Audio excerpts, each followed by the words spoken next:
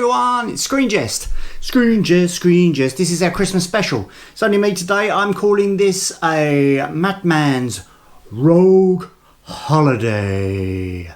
So, special Christmas special. Got to have some Christmas films, haven't we? So, I picked out only four. I don't know, I've got multiple fingers. I've got like 10 fingers there, but I've only got four. 4 films with a festive theme, genre films with a festive theme, that I think are worthy of your attention.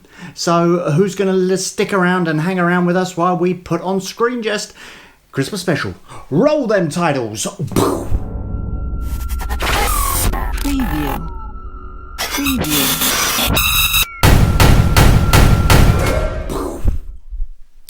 I'm back. It's just quickly, straight up, one take, 2 cameras. Hello! 2 cameras, and some festive specials. So, first film we've got Black Christmas. Not the absolutely awful modern day version one that came out a few weeks ago. Nope, not that piece of crap. Not even the 2006, I think it was, piece of rubbish that just tried to actual backstory everything and put lots of gore in. Nope, we got back to the original, the 1974 Black Christmas, directed by Bob Clark. Set in a sorority home. It starts off with this weird point of view figure of some guy turning up and climbing up into the attic. No one notices. The party going on. Anyway, and there's also these mysterious calls going on to the house. My favourite person in this film is Margot Kidder, Lois Lane's Superman. I like the fact if you look her up on Wikipedia, she's called Badmouth Barb. Quite like that. Anyway, this guy keeps creeping down out of the loft. Creepy. It's Christmas time, by the way. Creeping down, and people get murdered. That's about it, really. But what I like about it is the phone calls. Obviously, I don't know whether it was Wes Craven is a fan of this film, and then he used that as kind of like an homage in Scream, but there's quite a lot of phone calls going on, mysterious phone calls where the killer says, "I'm going to kill you," and quite a lot of bad language. And also referring to this strange 2 people that we don't really know about, that they do in the 2006 sequel try and explain where the backstory is, but I don't really care. It's just some crazy geezer up in the thing. But what's good about this is I wouldn't say it's got a twist ending, but it's got a bit of a shocking ending, where you're left with the final girl, as you always are in these things. Some class this even as the first slasher film, but you're left with the final girl. She thinks, diddle, we've got the murderer, hurrah. Got the wrong person. So, who knows what's going to happen to her? Probably going to get stabbed. Well, maybe stabbed in the head. Who knows? Or one of them just gets done up with a bit of blank cloth over their head. But it's good fun. It shows its age now, but it's still good fun. As I say, regarded by some as the first slasher film, although I'm not a horror historian, so I can't confirm that. And I do reckon that Wes Craven homaged it in Scream, but it was still a good thing. And watch it just for foul-mouthed Barb, bad-mouthed Barb, like her. Right, that was me 4th one. Let's go on to the next one. The next one we've got, looking at my notes, Krampus. 2015, directed by Michael Dougherty, who would in future go on to direct Godzilla, King of the Monsters.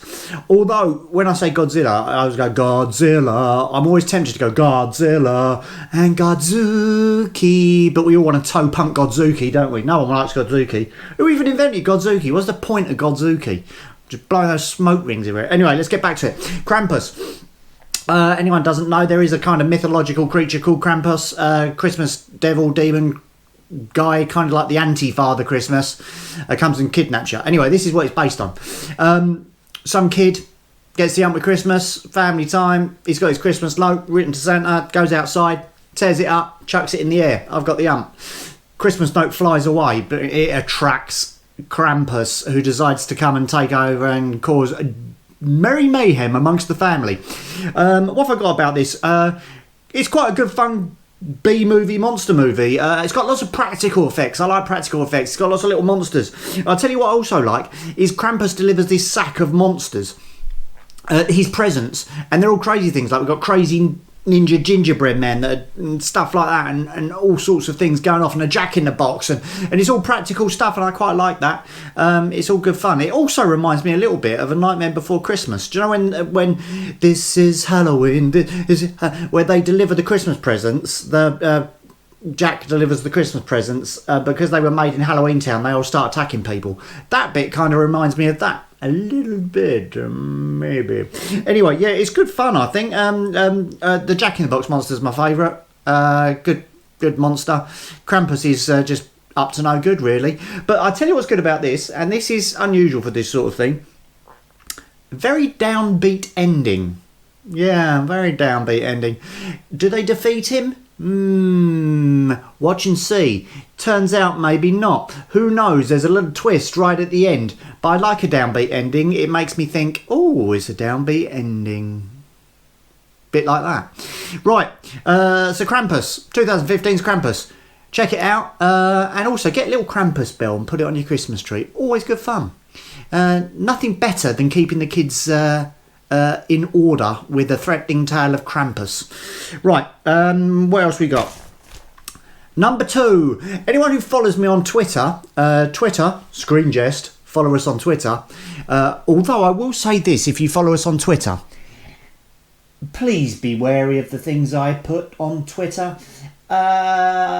People say, oh, Holiday G, you crossed the line with that one. There is no line, alright? If you're following me, prepare to have everything. I can't help it. What I don't like is people that follow me and I get 10 followers and then I tweet something about doing something that I shouldn't be doing, and before I know it, I lost 10 followers. Don't tweet me, follow me in the first place. That's the way it rolls. Right, anyway, so if you do follow me on Twitter, number 2, I think, controversially, although I've got something above this as my top festive film, this is my top Christmassy sort of film. The other one is a festive genre movie, but for other reasons. Quite controversial. But let's go. Rare Exports, A Christmas Tale. 2010, directed by Jamir Hulindir. Although he then went on to direct Samuel L. Jackson in Big Game. That was his first Hollywood film. Didn't do very well, but it's quite good. But I like imagination. Anyway, what this is about, a small little town. What country are we in? Hang on, it's in Finland. It's in Lapland, and it's Finnish. It's in Lapland, so it is a Finnish film. Things are going on. There's a mystery going on, and the kids are trying to find out the mystery.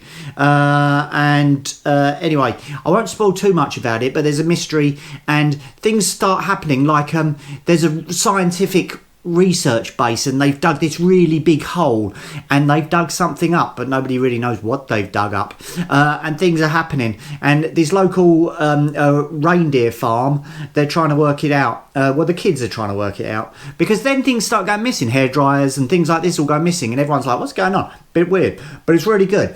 It's based on a couple of short films that are on YouTube. One's called Rare Exports, and one's called Rare Exports a Handling Guide, or something like that. Really, really good. Right old weird imagination going on, and it's got a real twist in it. Basically, it turns out that wild Santas are running around everywhere. Who would have thought that Santas could be wild? But they're wild. They're the Santa elves. It's kind of a weird thing. It's kind of like an elf zombie apocalypse-y type siege movie with Father Christmas, but he's not what you think he would be. But anyway, it's really good fun, really good imagination, and again, a brilliant ending. If you go to your local shopping malls and you see your Father Christmas or your Santa sitting there at the shopping mall, just think that they were probably delivered to that shopping mall by Sub-Zero Company, suppliers of shopping mall Santas. Watch it out. Really good, really gory, really imaginative. Got a really good imagination to it. A really good fun thing. Just generally great fun. Good monster. Right, and our final one. This is going to cause quite a bit of controversy amongst absolutely no one, because it's my decision and my decision alone. So here we go. My top festive movie for up until this time is 2006, directed by Alfonso Cuarón. Children of Men. Children of Men. It's a science fiction film set in 2027. All of a sudden there's global infertility. No babies are being born. Everyone's a bit aware of the mortality of life and the impending extinction of mankind. And then all of a sudden the youngest boy in the world, he dies. Oh, it's a sad thing. It's not really a sad thing. He turns out he's soaking up all the fame of being the youngest boy in the world. He's a bit of a dick. Gets stabbed. I think it probably serves him right. Anyway, so you're saying to me, Children of Men, a dystopian sci-fi film set in 2027 about the infertility crisis and the global extinction of humankind. How comes that's festive, Mr. G? Oh, Mr. Holiday G, how is it festive? Well, I tell you how it's festive, because this is a modern day take on what could be the most Christmassy, the most festive story of all time. The Nativity. This is the Nativity, folks, but not as you imagine it. This is a new take. This one is all about this saviour child. A woman has turned up and she is pregnant. She's carrying a child. That child is the hope and the saviour of all humanity. She even jokes that it's a virgin birth. She's not had the old impregnation going on. And do you know where the big reveal is?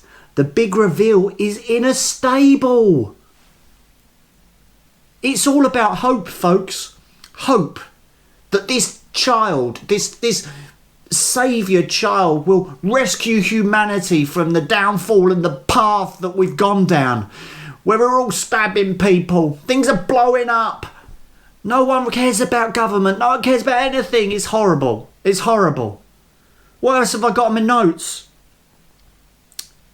Oh, yeah, and as a one-pointer towards it, when they reveal that this woman's pregnant, so first of all, it's this woman called Key, K-E-E, K-E-E, or Key. She's the key to the survival of humankind. When she reveals some guy has been employed to get her travel papers.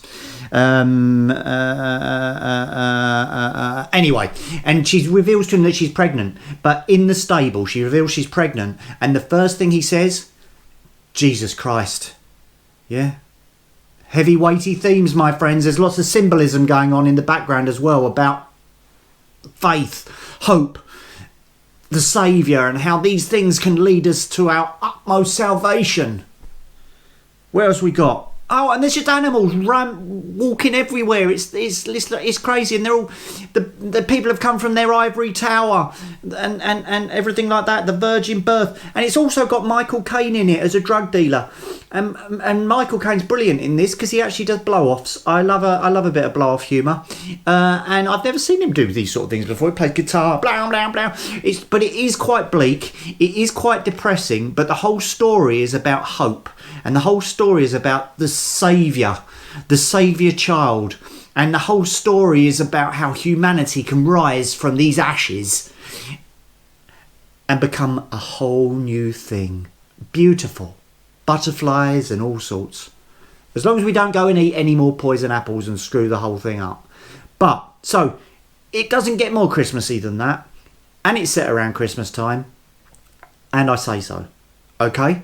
So, my top pick, everyone, for Christmas festive genre movies is Children of Men. You better check it out because Holiday G's saying so.